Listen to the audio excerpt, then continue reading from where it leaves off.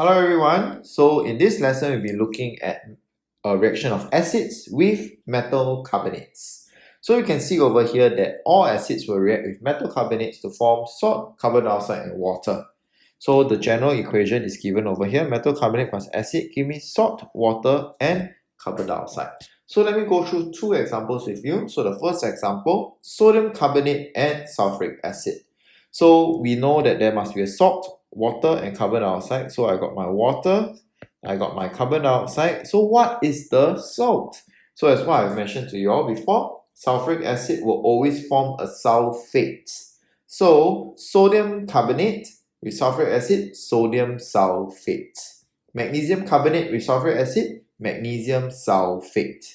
So it's always a metal, which is sodium. So sodium sulfate. So now let's try writing the chemical equation. So sodium is Na plus, carbonate is CO3 minus. So that will be a Na2CO3. Sulfuric acid, you must remember, H2SO4. Sodium sulfate, Na plus, SO4 minus. What is it? Na2SO4 plus H2O plus CO2. Let's just quickly check whether it's balanced. It looks like it's balanced, right? So let's move on. Next, we have potassium carbonate, which is a metal carbonate with nitric acid and acid. So I know I form salt, water, carbon dioxide.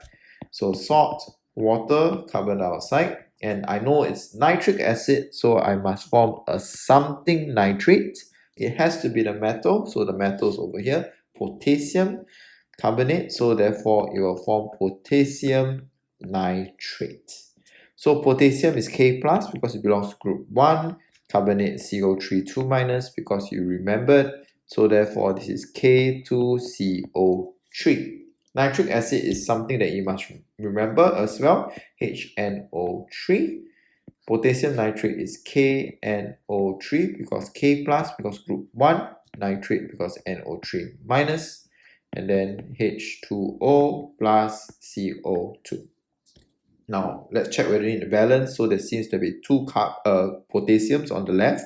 So let's put 2 here. Now I got 2 nitrates, so let me put a 2 here. I got 2 hydrogens, and the right side also 2 hydrogens. So I think it looks like it's balanced. Right, so C and D, please go and practice it by yourself. Go and see whether you can write it out clearly. Now, we need to also know how we're going to test for carbon dioxide. So when we want to test for carbon dioxide, we will bubble the gas into lime water, which is also known as calcium hydroxide. And to check whether the gas is carbon dioxide, we need to see whether there is going to be white precipitate.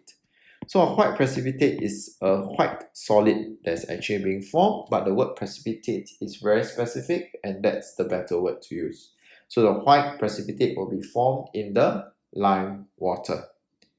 Alright, so I think we've gone through the reactions of acids and metal carbonates as well as testing carbon dioxide, and I hope that has been helpful for you. Alright, bye.